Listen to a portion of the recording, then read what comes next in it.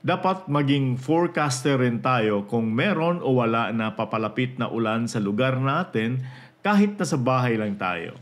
Bakit? Para alam natin kung kailan tayo maglaba ng ating mga damit. Una sa lahat, mag-subscribe muna kayo sa aking channel para suportahan ito. You may also join this channel as a member to avail of exclusive perks like priority in comments reply and early access or exclusive access to some videos for members only. You can also help fund some projects here by sharing super thanks. Kung palaging nasa loob ka ng bahay at hindi mo nakikita yung langit kung ano na ang itsura kasi busy ka, chances are magugulat ka na lang na biglang umulan. Ang solusyon ko dyan ay high-tech. Using available technology in our hands, madali natin malaman kung may ulan o wala o kailan ito mangyayari sa lugar natin. Bawat smartphone ngayon ay merong weather app. In my case, nilagay ko to in one of the home screens. So in one look, makita mo agad ang weather condition ng iyong lugar. So dapat naka-on ang iyong location sa phone mo. Tingnan mo itong location ko, naka-mark, naka-on. So kailangan yan kasi kung hindi naka-on yung location mo sa app or sa phone mo, then hindi rin matuntun ng app kung saan ka. No? So importante na naka-on yung location sa phone mo para malaman ng app kung saan ka at makapagbigay ito ng tamang weather forecast. Okay? So that's the purpose. Now, so if you see here, naka-indicate ito Maribago, pero actually mas malapit ako sa isang barangay dito sa Lapu-Lapu City kaysa Maribago. Ito yung pagbasa nito. So you have the location, Maribago, then you also have here, meron dyan naka-indicate na symbol that means it's cloudy. Yung sa left side, before the number, left to the number. Then 27 degrees, this is the temperature, outdoor temperature to, 27 degrees.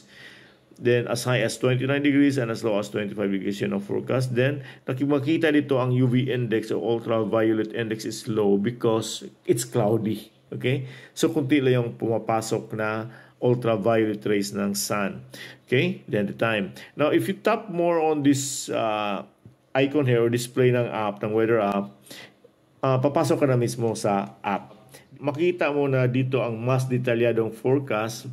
Per hour na yung forecast for the day. So this is today hanggang gabi. And also in the coming day. So makita mo dito hanggang Friday yung forecast niya. Then makita mo dito may summary, thunderstorms developing in the afternoon. So kung pagtingin mo sa hapon, makita mo dyan, tumaas yung chance na ulan. Kasi sa baba, makita mo dyan 17%, 19%. These are the chances of rains sa araw. So, at 11 o'clock this morning, 17%, 19% pagdating ng tanghali. Then, in the afternoon, tataas siya 24% at 2 p.m. Then, bababa siya at 19% at 3 p.m. Then, tataas siya at 5 p.m. at 56%. Kaya makikita mo dito, nakalagay dito sa indicator niya ang rains. Okay, so merong ulan. Then at 5:39 mag-sunset ang araw. Sa itaas, merong summary dito. If you tap this one, then papasok ka na mismo sa mas detalyado pa na forecast. Ito na yung page ng weather site, yung weather.com. Ito yung ginamit ng Android na site. But the details here are provided by our very own Weather Bureau, yung Pag-asa. So, ang mga detalye dito, nakukuha din nila mula sa radar ng Pag-asa. Okay? Now, makita natin ito, Saturday, January 13, 11 o'clock, thunderstorms. May makikita mo dyan na sign ng thunder or lightning. Then, 28 degrees yung temperature. The chances of rain is 33%. Okay? But the temperature is, although it's 28 degrees, but it feels like 32 degrees. Ito yung heat index niya. The winds is north from the northeast at 19 kilometers per hour. The humidity is 77%. Mataas yan. Dito sa Cebu, talagang mataas ang humidity level dito. So that's 77%. Abot pa nga yan ng 80 plus ng Cebu. Abot hanggang as high as 85%. Then, since it's cloudy, the UV index is only at 5 or moderate. rate siya. Tingnan mo yung cloud cover niya at 96%. So, kung titingnan natin ang langit ngayon, we'll change to camera. Oh, you see, makita mo dyan sa window ko. That's cloudy all over. Ang rain amount niya, as forecast, is for this hour lang, na almost 11 o'clock in the morning, it's 0.1 mm. Okay? So, because there's a chance na uulan siya, because at 12 o'clock may thunderstorm siya, so expected na, possibly na uulan siya. Pwede rin hindi. So, ganito ang mangyayari. Now, ang ginagawa ko, every time titingin ako dito, let's say, kung magde-decide ko na maglaba at this hour, titingnan ko rin, pagkatapos ko maglaba, nagsampay na ako ng damit, titingnan ko rin kung in the afternoon, anong oras uulan. Let's say dito, 5 p.m. uulan siya. So, at 4 p.m., bibisita ulit ako dito sa app, titingnan ko ulit kung ano na ang situation. Because ang rain forecast today, hindi na tulad decades ago, mas up to the last 30 minutes siguro or last minute perfect ang forecast ng Weather Bureau natin. It's because marami na kasing ginamit ang Weather Bureau natin na pag-asa na Doppler radar na nagde-detect ng rains. So, plus meron bang matamata system. Yung matamata system is yung observation mismo ng mga weather forecasters. Titingnan nila yung ulap, kung ano ang forma. Meron bang na-develop na clouds diyan na mag-cause ng rain. So, yun ang isa sa mga factors na titingnan nila.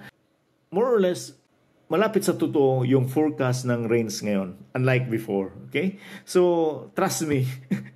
Many times ko na ito na proven na pag sinabi dito sa app na uulan siya at this hour, let's say for example 5 p.m. uulan, at 4:30 kinuha ko na yung mga mga sinampay ko.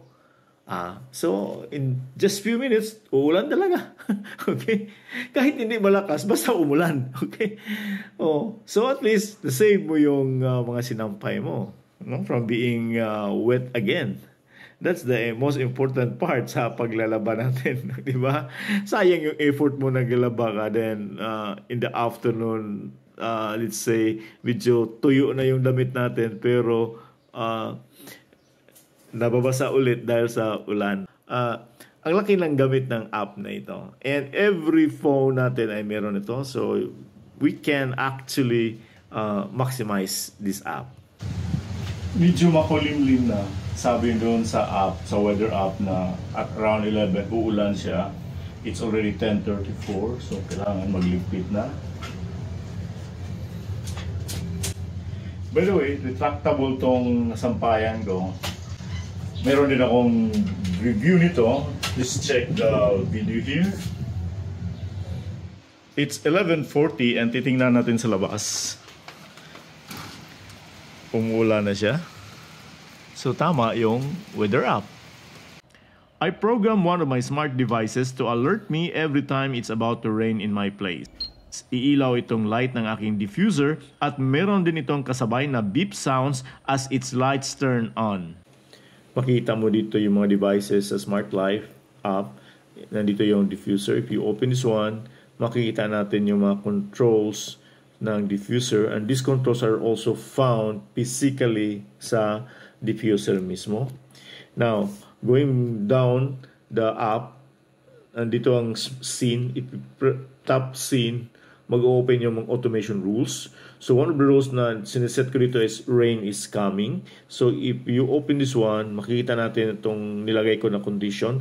Nilagay ko dito ang condition na pag uulan sa barangay Pahak, mag-on yung diffuser o mag-turn on ang light ng aking diffuser. I choose Barangay Pahak because it's nearer to me than Barangay Maribago, which is the default location na nasa weather app na nilagay para sa akin. When you make the automation rules, if you tap this condition, makita mo dyan Quezon City. So that's why sabi ko I chose Barangay Pahak kasi mas malapit sa akin. Then may mga conditions dito, sunny, cloudy, rainy, snowy, hazy. So rainy, I choose rainy.